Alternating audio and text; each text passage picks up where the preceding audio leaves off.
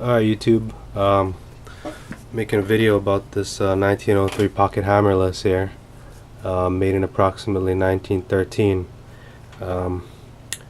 This guy I took to the range, and the first shot that I had tried to pop off with him, when the hammer dropped, it made a really strange clicking sound, not the usual thunk of the hammer hitting, kind of a jingling noise, and the round didn't go off. I ejected it, and the primer was slightly dimpled, and when I dropped the mag, this little guy fell out. So I don't know if you can see that, but that is the firing pin. So what I had done is I ordered a new firing pin and the new firing pin spring, and we're going to swap that out right now. It's pretty easy, shouldn't take very long. First thing, magazine's in the gun, we'll check it, make sure it's empty. Magazine's out. Nothing inside there. Probably can't see that very well, but nothing inside there. Alright, now we're going to pull it back till it gets to that hash mark on the end right there. And then once you get it into that spot, twist the barrel out of place. Recoil spring and recoil spring guide.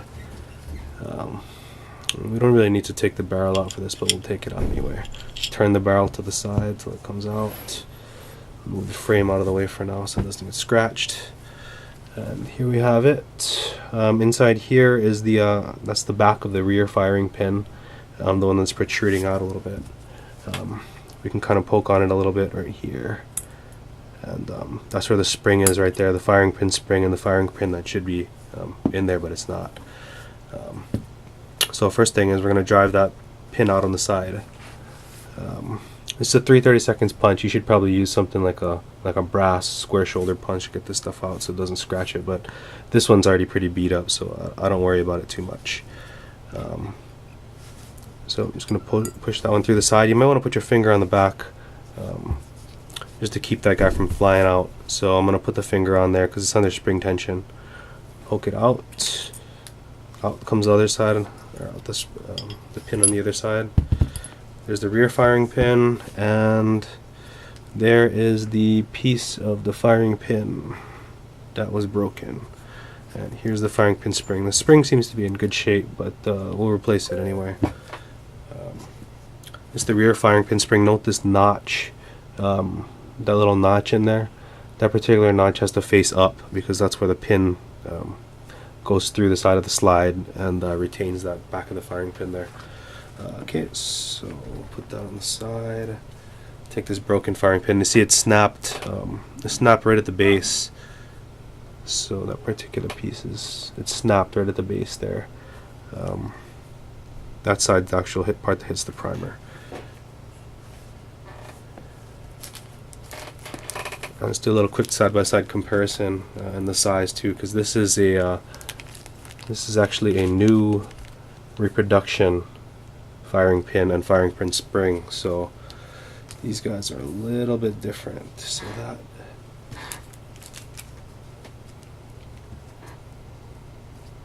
it's a little difficult to line these things up without glue, but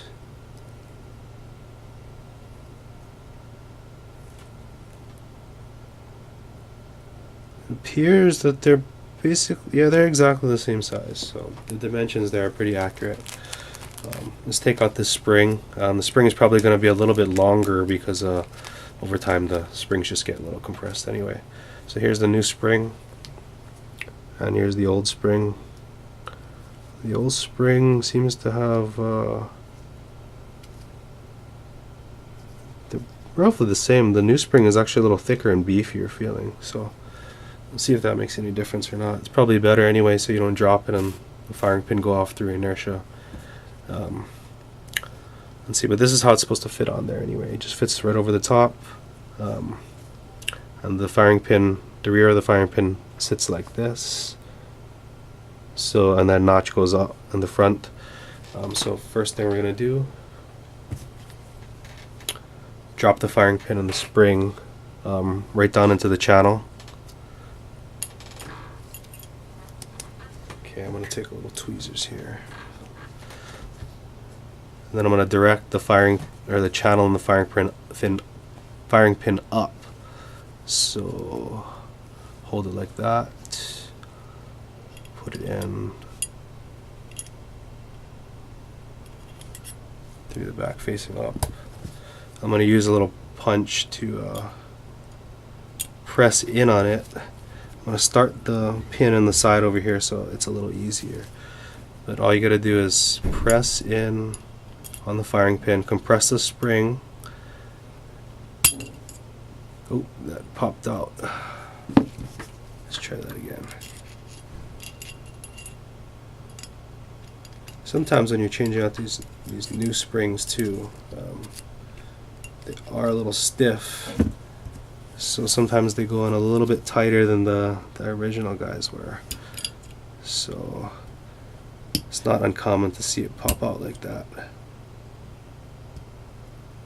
Alright, so I pushed it all the way through, and as I was pushing it down and holding down pressure on that spring, I slid the pin that I had already started. This pin seems to be bidirectional, so it doesn't really have one end or the other.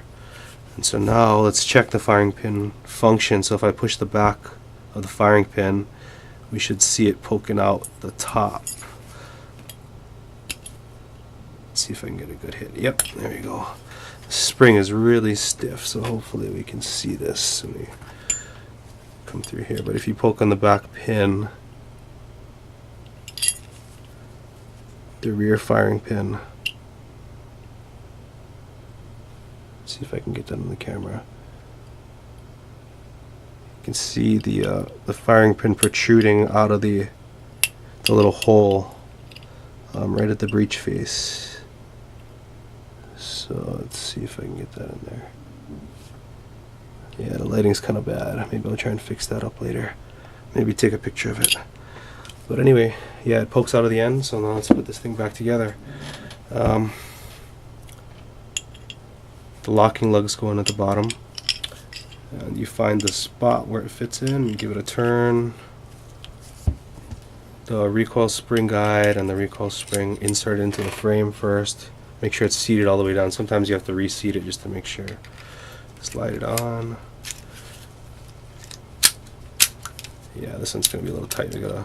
Sometimes you have to move that spring around a little bit in there just to make sure that it lines up okay. Get it back to that little hash mark, twist the barrel, and she's locked. Ready to go. It's not good to dry fire these guns too much.